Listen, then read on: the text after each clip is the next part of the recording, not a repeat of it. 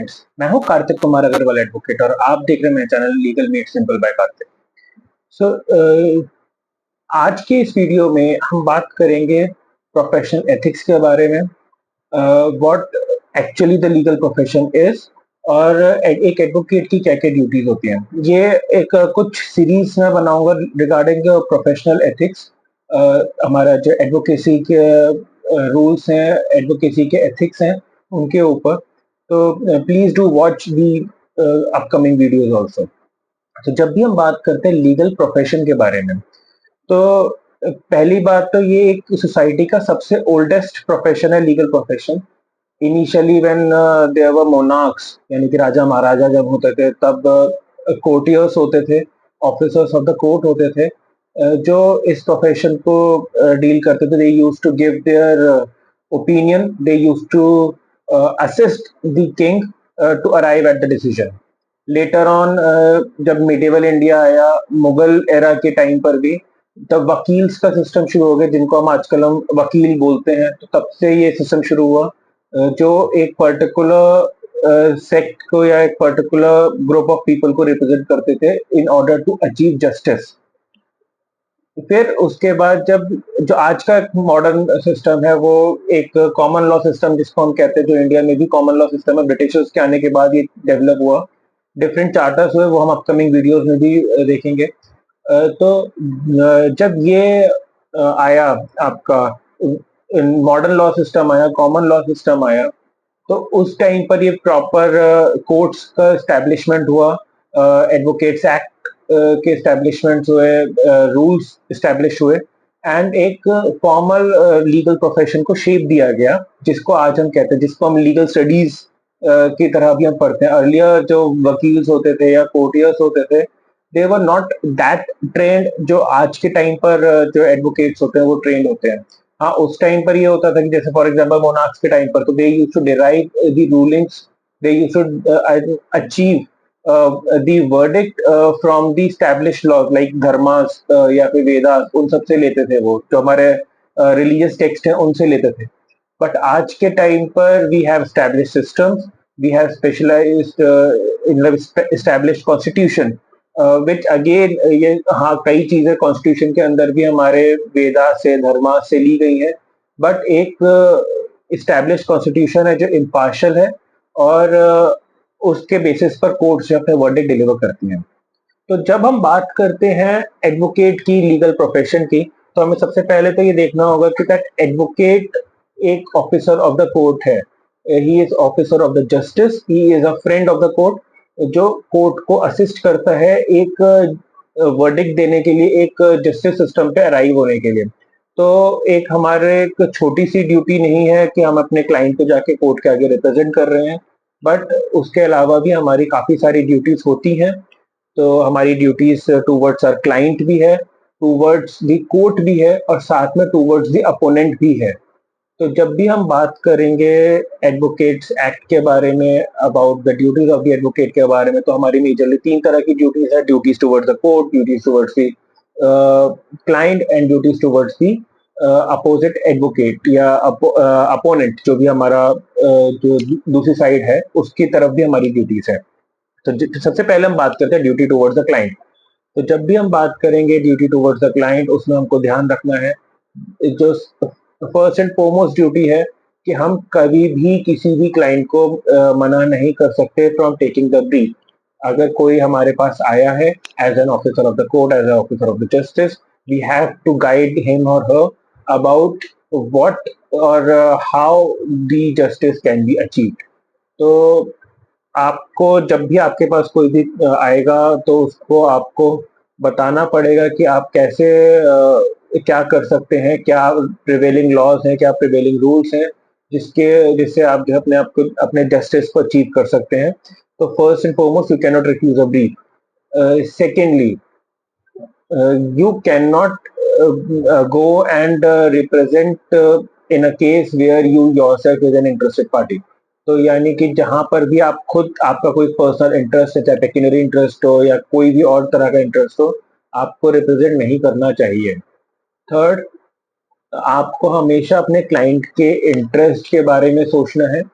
आपको obviously you should not indulge into an illegal act, पर कभी भी कोई भी ऐसी चीज नहीं करनी जो आपके क्लाइंट के इंटरेस्ट के अगेंस्ट जाए।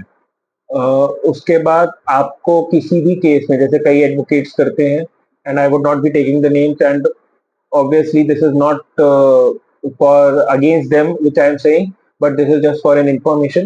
कोई भी एडवोकेट परसेंटेजेस के बेसिस पर या एक जो केस का आउटकम है उसके अंदर कोई भी इंटरेस्ट चार्ज नहीं कर सकता।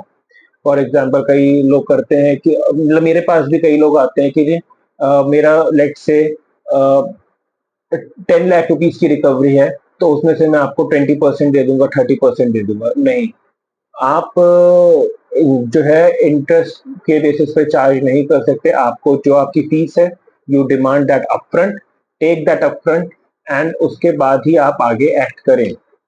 आप कोर्ट के आगे, because you are a witness of, you are an officer of the court, so you cannot act as a witness in any of the cases, you cannot go and act as a surety for any of the client। तो जहां पर भी आपके duty toward the client आते हैं तो वहां पर ये सारी चीजें आती हैं। आपको अपने क्लाइंट को जो है पूरा ब्रीफ करना होगा for each and every step what is going on in the court. कोई भी एविडेंस उसके अगेंस्ट आया है या उसके फेवर में आया है, ऑर्डर उसके अगेंस्ट या फेवर में आया है, तो आपको तुरंत के तुरंत क्लाइंट को बताना चाहिए कि क्या हुआ है कोर्ट के आगे, क्या नहीं हुआ है। अगर आप नहीं बता रहे हैं तो that is again a breach of the duty of an advocate. फिर उसके बाद आपको जो है क्लाइंट को एक एक स्टेप पे अपडेट रखना है कि कोर्ट के आगे क्या चल रहा है। अगर कोई डिसीजन उसके अगेंस्ट आया है तो उसके बारे में भी आपको समझाना है उसे, और क्या कर सकते हैं वो भी आपको बताना है। पीसेस के बारे में you should be very clear about what fees you would be charging, the complete account should be there, you should always transmit the fees, the schedule of fees, the remaining fees, which is there to the client, that आपको इतना आपकी fees बची है या इतना नहीं बची है, वो आपको बताना पड़ेगा whenever the client asks। तो ये कुछ ड्यूटीज हैं, इसके अलावा भी और कई सारी ड्यूटीज हैं, बट मेजरली ये कुछ ड्यूटीज हैं जो एडवोकेट की होती है टुवर्ड्स द क्लाइंट। अब जब हम बात करते हैं ड्यूटी टुवर्ड्स द कोर्ट, तो एक एडवोकेट की ड्यूटी टुवर्ड्स द कोर्ट होती है कि when you are standing in the court you have to be impartial, you have to assist the court in arriving at a decision. You have to strike a balance between the interest of your client as well as the judicial system. तो कई बार क्या होता है, advocates करते हैं क्या, जो upcoming advocates हैं उनको मैंने देखा है कई बार कि वो ट्राई करते हैं कि कोर्ट को डिसीव करने की भी कोशिश कर लेते हैं कुछ एडवोकेट्स। तो आपको ऐसा नहीं करना है। whenever you are standing there, you are an officer of the court, आपको ऑफिसर ऑफ द जस्टिस हो आप, तो you are expected that you would not be misguiding the court. आप कोई भी रूलिंग्स दे रहे हो कोर्ट के आगे, कोई भी आप प्रेसिडेंट दे रहे हो, तो you should be very sure कि वो कहीं पर ओवर रूल ना हुआ हो एंड इट इज करेक्ट। जैसे कुछ दिनों पहले हुआ था, एक प्रेसिडेंट कोर्ट करा गया and it was found that it was not even existing. तो ऐसे कुछ एग्जांपल्स होते हैं which are actually the breach of the duty towards the court. You have to be in a proper well dress manner. आपको कोई भी court की dress आप बाहर नहीं पहन सकते। थर्डली, आपको जो है कोर्ट को एक एक पॉइंट पर, एक एक चीज पर आपको असिस्ट करना है। You should not indulge into any of the illegal transactions before the court.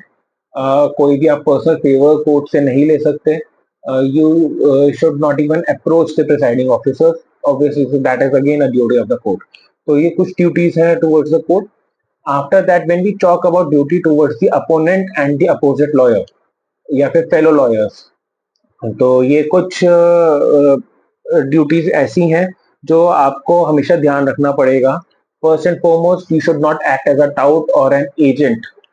तो कई बार क्या होता है, जब आप सेटलमेंट की बात कर रहे हो तो you directly try to settle it without the consent of your client with the opposite party, तो that should not happen. Secondly, when we talk about the duty towards the fellow advocates or the opposite advocate, when you are standing in the court, तो आपको कुछ भी ऐसा नहीं करना है जो दूसरे पार्टी के मोरालिटी के अगेंस्ट हो। जैसे you should not pass personal comments, you should not say anything which can harm the reputation of the other side or the other advocate.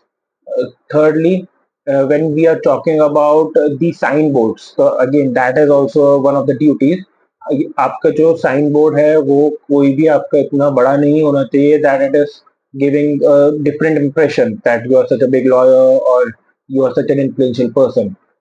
कोई भी उसके ऊपर आपका एसोसिएशंस के नाम नहीं होने चाहिए.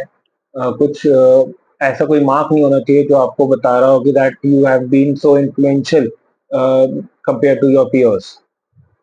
Thirdly, you should not indulge into any of the soliciting work. तो ये कुछ ड्यूटीज हैं towards your fellow advocates and towards the opponents.